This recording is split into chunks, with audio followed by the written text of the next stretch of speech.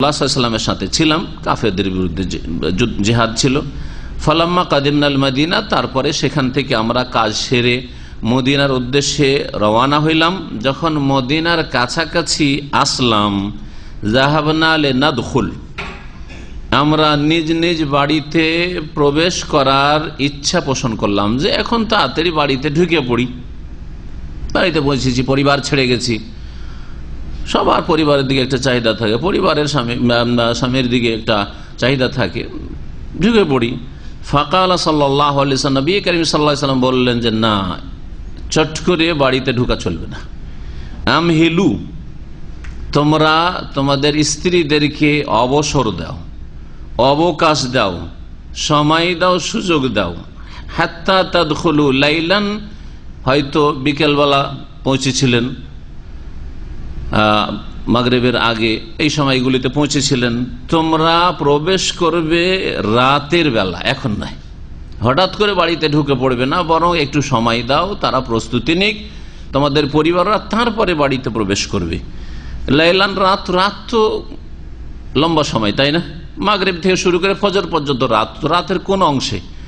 এই জন্য হাদিসেই সাহাবী বর্ণনা করছেন যে লাইলাল বলতে নবী করিম সাল্লাল্লাহু আলাইহি ওয়াসাল্লাম যেটা বোঝাতে চেয়েছেন সেটা হচ্ছে এশা আন, এশার সময় তোমরা বাড়িতে প্রবেশ করবে। তাহলে মাগরিব থেকে এশা, স্ত্রীদেরকে সময় দাও, তারা প্রস্তুতি নিক, তারা একটু সেজে যাক, তারা পরিষ্কার পরিচ্ছন্ন হয়ে যাক, হ্যাঁ, তারা কি অবস্থায় থাকে তাদের কাছে খবরটা পৌঁছে যাক, তারপরে বাড়িতে প্রবেশ করবে। কেন, উদ্দেশ্য কি? 2 ঘন্টা 3 ঘন্টা অপেক্ষা করবেন, হঠাৎ করে বাড়িতে গিয়ে ঢুকবেন না, হ্যাঁ, অবাক হবে, আরে খবর নেই, চলে এসছে, বাড়িতে এসে হাজির। এইরকম ভাবে ঢোকা ঠিক নাই। কয়েকটি হাদিসে মর্মে রয়েছে নবী করিম সাল্লাল্লাহু আলাইহি ওয়াসাল্লাম নিষেধ করেছেন সাহাবায়ে কেরামদেরকে। তাহলে এক কথায় হাদিসে বলা হয়েছে যে যেই স্ত্রী প্রস্তুত নেই, স্বামী বাড়িতে নেই, প্রস্তুত নেই, যাতে করে প্রস্তুতির সুযোগ পায়, একটু স্বামীর জন্য সেজে যাওয়ার সুযোগ পায়। ও তাস্তাহেদ্দাল মগিবাত অথবা মোগাইয়েবাত, দুটোই পড়া জায়েজ রয়েছে, 2 রকম ভাবেই পড়া হয়েছে, অর্থ একই। আগাবা ইউগিবা মগিবাতুন ইসিম ফাইল, তার মানে হচ্ছে এমন স্ত্রী যেই স্ত্রীর স্বামী অনুপস্থিত রয়েছে। মগিবা গায়েব থেকে, গায়েব মানে অনুপস্থিত, গায়েব। অমুক ব্যক্তি আছে বলছেন না গায়েব, আরবিতে বলে না গায়েব, হাজির, আর ওর বিপরীত হচ্ছে গায়েব। তো মগিবা, যার স্বামী গায়েব রয়েছে, বাড়িতে নেই, ও হচ্ছে মগিবা, মানে স্বামীকে অনুপস্থিত পাচ্ছে, বাড়িতে উপস্থিত নেই। মগাইয়েবা বাবে তাফিল থেকে ওর মানে ওইটি, এমন স্ত্রী যার স্বামী বাড়িতে উপস্থিত নেই, সে যেন আর একটি কাজ করতে পারে, সেটা হচ্ছে যে সে যেন খুর, ব্লেড, হ্যাঁ, ব্যবহার করে নিতে পারে, অর্থাৎ অপ্রয়োজনীয় যে পশম রয়েছে সেগুলি যাতে করে দূর করে নিতে পারে, পরিষ্কার করে নিতে পারে, যাতে স্বামীর অরুচি না হয়, স্বামীর অরুচি না হয়। আর আপনাদের জানা আছে যে অপ্রয়োজনীয় পশম পুরুষ নারীর কোন কোন জায়গায়, বগল রয়েছে, আরো নাভির নিচের অংশ রয়েছে, তো এগুলি যাতে করে পরিষ্কার করে নিতে পারে স্বামী বাড়িতে ঢোকার আগেই, এ হচ্ছে একটি উদ্দেশ্য। এই বলেছেন নবী করিম সাল্লাল্লাহু আলাইহি ওয়াসাল্লাম। তো পারিবারিক ক্ষেত্রে, দাম্পত্য জীবনের ক্ষেত্রে রাসূলুল্লাহ সাল্লাল্লাহু আলাইহি ওয়াসাল্লাম কত বেশি রাহিম বিল মুমিনিনা রাউফুর রাহিম। সূরা তাওবা আল্লাহ বলছেন নবী করিম সাল্লাল্লাহু আলাইহি ওয়াসাল্লাম মুমিনদের সাথে বড় দয়ালু আর বড়ই করুণাশীল, হ্যাঁ। আর আল্লাহ পাক ফাল্লাহু খায়রুন হাফিজান ওয়া হুয়া আরহামুর রাহিমিন, আল্লাহ পাক সর্বোত্তম হেফাজতকারী। আপনাদের সম্পর্কের আল্লাহ পাক হেফাজত করতে চান, সর্বোত্তম হেফাজতকারী, ওয়া হুয়া আরহামুর রাহিম, এবং তিনি সবচেয়ে বড় দয়ালুদের সবচেয়ে বড় দয়ালু।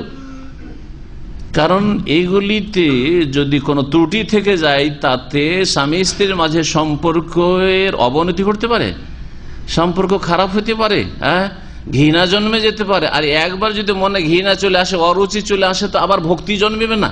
মানুষের স্বভাব, একবার যদি কারোর উপরে একটা ভক্তি মানে তিক্ততা চলে আসে, তো আর তারপরে আর মিষ্টি লাগে না, যতই ভালো কিছু করুক না কেন, বলুক না কেন, হয় না, হয় না। দুর্গন্ধ নিয়ে আপনার পাশে কেউ যদি একবার নামাজ পড়ে, খুব দুর্গন্ধ গায়ে পেয়েছেন, অথবা তার দাঁতে মুখে খুব গন্ধ পেয়েছেন, ওর পাশে, তারপরে যতই পরিষ্কার হয়ে দাঁড়াক না কেন আপনার একটা কি লেগেই থাকবে, অরুচি থাকবে, না না ওর পাশে দাঁড়ানো যাবে না, একদিন নামাজ পড়েছি খুব কষ্ট পড়েছি, হবে না? হবে না?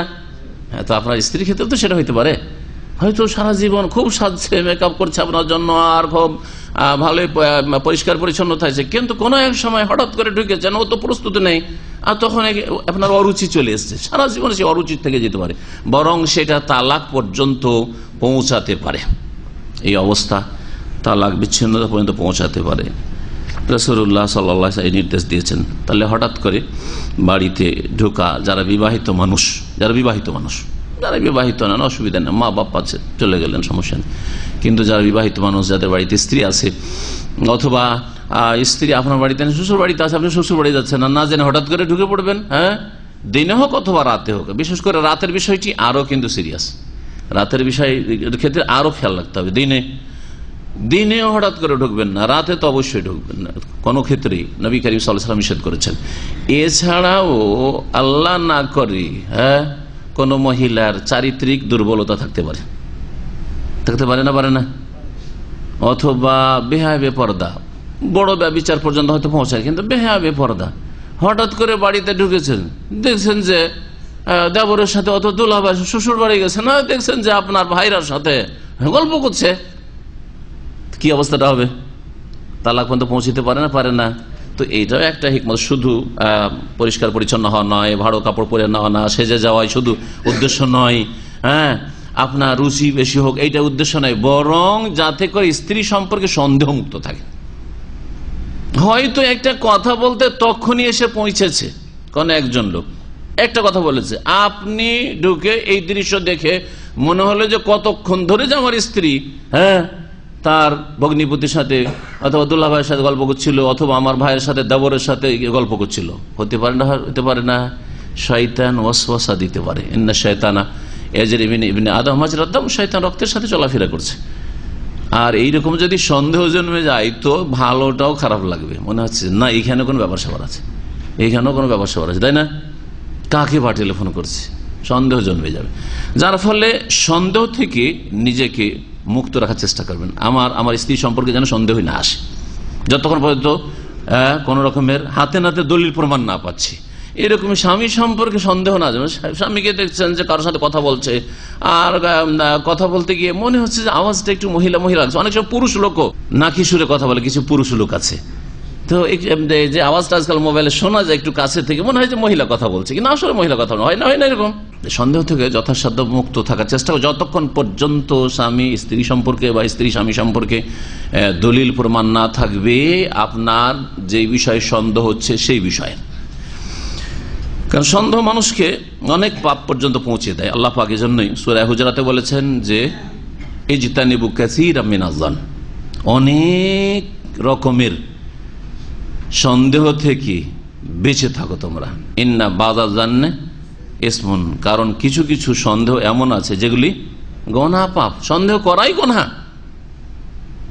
এটা ভালো মানুষকে আপনি খারাপ ভেবে ফেললেন, আপনি ভালো নিয়তে সেই কাজটি করছে, ওটাকে আপনি খারাপ চিন্তা করলেন। এই ছিল হাদিস। আর সহিহ বুখারীতে অন্য একটু ভাষায় রয়েছে এই বিষয়টি, বলছেন ইযা আতালা আহাদুকুমুল গায়বাতা, তোমাদের কেউ যখন দীর্ঘদিন স্ত্রী থেকে অনুপস্থিত থাকবে বা বাড়ি থেকে অনুপস্থিত থাকবে, দীর্ঘদিন, এমন নয় যে সকালবেলা গেছেন বিকেলে চলে আসছেন, এরকম নয়, প্রতিদিন আসেন অথবা একদিন দুদিন ব্যবসা হয়েছে না, দীর্ঘদিন, যেমন আপনার 6 মাস, 1 বছর, 2 বছর বিদেশে থাকছেন, তারপরে দেশে যাচ্ছেন। একদিন হইলে আপনার সামনে কালকে সেজেছিল, আবার একদিন পরে 24 ঘন্টা পরে 48 ঘন্টা পরে যাচ্ছেন, ও জানছে যে গেছে 2 দিন, একদিন জন্য চলে আসবে, সবসময় একটু পরিষ্কার পরিচ্ছন্ন থাকি আর সেজে থাকি, ঠিক না? কখন চলে আসবে হয়তো, কিন্তু যখন এইরকম 2 মাস, 4 মাস, 6 মাস, বছর বা তারও বেশি সময়ের জন্য চলে এসছে, তখন স্ত্রী যদি দিনদার হয়, ফরেজ ঘরে সাজবো কার জন্য? যার জন্য সাজা আল্লাহ পাক বলেছেন, তার রাসূল বলেছেন, সেই তো নেই বাড়িতে সাজবো কার জন্য, তার মেকআপ কার জন্য করবো? তো পরিষ্কার থাকতে পারে, অপ্রস্তুত থাকতে পারে। নবী সাল্লাল্লাহু আলাইহি ওয়াসাল্লাম বলছেন এই জন্য, ইযা আতাল আহাদুকুমুল গায়বাতা, তোমাদের কোন পুরুষ ব্যক্তি যদি দীর্ঘ সময়, দীর্ঘদিন বাড়ি থেকে স্ত্রীর কাছ থেকে অনুপস্থিত থাকে, ফালা ইয়াতরুক আহলাহু লাইলান, তাহলে রাতে যেন তার পরিবারের কাছে প্রবেশ না করে। তারাকা ইয়াতরুকু মানে শাব্দিক অর্থ হচ্ছে নক করা, শাব্দিক অর্থ হচ্ছে খটখটানো, দরজায় যাবে খটখটানো, এটা হচ্ছে তরুকুল বাব, যেটাকে ইংরেজিতে নক করা বলা হচ্ছে। রাতে যেন নিজের পরিবারের কাছে না প্রবেশ করে, এটা হচ্ছে ভাবুন। তাহলে এই দুটি হাদিস প্রমাণ করে রাতের কথা। বিষয় এই হাদিসে রয়েছে রাত্রে, দিনের নেই। আর আগের হাদিসটি তারা বিকেলবেলা পৌঁছেছিল, সন্ধ্যাবেলা, কিন্তু তাদেরকে বলা হলো যে কিছুক্ষণ আরো সময় দাও, তারপরে রাত্রে ঢুকো। পরস্পর দুটো হাদিসে বিরোধ রয়েছে। কি বিরোধ রয়েছে? দ্বিতীয় হাদিসে, বুখারী হাদিসে রয়েছে রাত্রে তোমরা প্রবেশ করবে না, রাত্রে তোমরা প্রবেশ করবে না। আর আগের হাদিসে ছিল যে সন্ধ্যাবেলা পৌঁছেছো তোমরা, এখন তাড়াতাড়ি করে প্রবেশ করবে না, এশার সময় প্রবেশ করি। তার মানে রাত্রে প্রবেশ করতে পারবে, কিন্তু একটু বিলম্ব করে। আজকালকার যুগে এই যে আদেশ নিষেধটি আছে, বা নিষেধাজ্ঞাটি আছে, সেটার ক্ষেত্রে কি বলা যেতে পারে? আজকাল আপনারা দেশে যাচ্ছেন, আপনার স্ত্রী জানতে পারেন না, ছেলেমেয়েরা জানতে পারে না, বাপ মা সবাই জানতে পারছে যে কখন আসছেন, কত ঘন্টায় আসছেন, কত মিনিটে, তাও বলে দিতে পারবেন। কোনখানে আছেন রাস্তা থেকে, তাও বলছেন এখন এই জায়গায় আছি, বলছেন না লোকেশনে। তো সুতরাং এই নিষেধাজ্ঞা তখন থাকবে না, যখন জানতে পারছে যে হ্যাঁ এখন এয়ারপোর্টে নেমে গেছে, এই চলে আসবে কিছুক্ষণের মধ্যে, প্রস্তুতি নিয়ে আছে, বা অমুক দিনে আসবে, অমুক তারিখ সকালে আসবে, বিকেলে আসবে, জানা আছে, অথবা রাত্রে গভীর রাত 3টার সময় আসবে, রাত 12টায় আসবে, কোনো অসুবিধা নেই, জানিয়ে দিলে।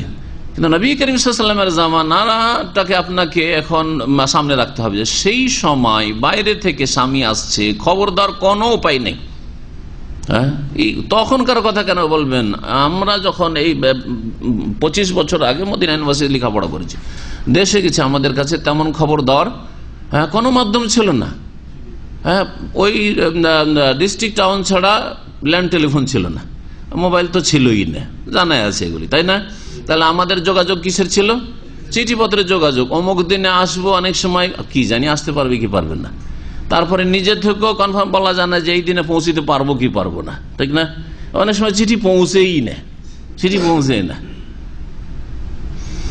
তো যখন এই রকমের পরিস্থিতি থাকবে কোথাও, আবার ফিরে আসতে পারে ওইরকম পরিস্থিতি যে আপনি অগ্রিম খবর পৌঁছাতে পারছেন না, তাহলে রাত্রে প্রবেশ করবেন না। হঠাৎ করে, বিশেষ করে দিনে হলেও দিনে প্রবেশ করার আগে জানিয়ে দেবেন, যাতে করে তারা জেনে নিতে পারে, কিছুক্ষণ সময় পেয়ে যায়, তারপরে প্রবেশ করবেন। রাত্রে প্রবেশ করবেন না যদি অজানা অবস্থায় থাকে, কিন্তু যদি আগে থেকে জানা থাকে তাহলে রাত্রেও প্রবেশ করা জায়েজ। এটি হচ্ছে দুই হাদিসের সমন্বয়। তোমরা আগের হাদিসে বলা হলো যে তোমরা সন্ধ্যাবেলা ঢুকিও না, একটু সময় দাও, আর এশার সময় ঢুকিও, ঠিক না? আর এই হাদিস বলা হলো যদি দীর্ঘদিন বাইরে থেকে আসো তাহলে রাত্রে ঢুকিও না। তো রাত্রে ঢুকিও না মানে যদি তাদের কাছে কোনো খবর না থাকে আসার, তাহলে হঠাৎ করে রাত্রে ঢুকিও না। আর যদি খবর থাকে যে হ্যাঁ আসবে কিন্তু একটু রাত হয়ে যাবে, তাহলে রাত্রেও ঢোকা জায়েজ রয়েছে। সন্ধ্যাবেলা পৌঁছেছেন, হ্যাঁ মদিনায় চলে এসছে বা মসজিদে নববীতে পৌঁছে গেছে, কাছে চলে এসছে, এখন বাড়িতে আসবে, কিন্তু আসছে 1-2 ঘন্টার মধ্যে, হয়তো মাগরিবে পৌঁছেছে মদিনায়, বাড়িতে এশাতে পৌঁছবে, তাহলে খবর পৌঁছে গেছে বাড়িতে, কোনো অসুবিধা নেই। এ হচ্ছে দুই হাদিসের সমন্বয়। তাই ভাষ্যকার বলছেন যে এতে নবী করিম সাল্লাল্লাহু আলাইহি সাল্লাম দিক নির্দেশনা দান করেছেন যে কেমন স্ত্রীর সাথে স্বামী কি নিয়মে দেখা সাক্ষাৎ করবে, আর কোন অবস্থায় দেখা সাক্ষাৎ করবে, কোন অবস্থায় দেখা সাক্ষাৎ করবে। এবং তারপরে বলছেন যে এই হুকুমটি ফরজ হুকুম নয়, উত্তম মুস্তাহাব হুকুম। আল আফজাল লির রাজুলি, পুরুষের জন্য, স্বামীর জন্য উত্তম হচ্ছে যেই ব্যক্তি অনুপস্থিত রয়েছে, আইয়ুলেমা আহলাহু বিকুদুমিহি আলাইহিম, নিজের পরিবারকে জানিয়ে দেবে যে আমি আসছি, আসতেছি, যেটাকে বলছেন আপনারা। বেওয়াদিন মুহাদ্দাদিন, নির্দিষ্ট সময়, অমুক রাতে, রাতের অমুক সময়, অথবা দিনের অমুক সময়। আর ভাষ্যকারও বলছেন, যেহেতু মক্কাতুল মুকাররমার এই নতুন এই ভাষ্য লিখা, বলছেন আলহামদুলিল্লাহ এখন যোগাযোগ ব্যবস্থা সুন্দর হয়ে গেছে, সুতরাং আপনি জানিয়ে দিতে যদি পারেন তাহলে বাড়িতে ঢোকাতে কোনো অসুবিধা নেই। তবে বাড়িতে ঢোকার ক্ষেত্রে উত্তম হচ্ছে যে মসজিদে প্রথম যাবেন, সেখানে গিয়ে 2 রাকাত নামাজ পড়বেন, গ্রামবাসী আত্মীয় স্বজনদের সাথে সালাম দোয়া করবেন, দেখা সাক্ষাৎ করবেন, তারপরে বাড়িতে ঢুকবেন। এটাও একটি উত্তম তরিকা। দুই হাদিসের সমন্বয় সম্পর্কে হাফিজ ইবনে হাজার রাহমাতুল্লাহ আলাইহি ফাতুল বারীতে, বুলুগুল মারামের লেখক, তার আর একটি কিতাব হচ্ছে সহিহ বুখারীর ভাষ্য 12 খণ্ডে রয়েছে। তিনি বলছেন আন্নাল আমরা বিদখুল লাইলান লিমান আলামা আহলাহু বিকুদুমিহি ফাস্তাআদ্দু লাহু, রাতে প্রবেশের যে নির্দেশ দিয়েছেন যে সন্ধ্যায় তোমরা এখন যেও না, হঠাৎ করে একটু সময় দাও, তারপরে এশার সময় বাড়িতে ঢুকিও।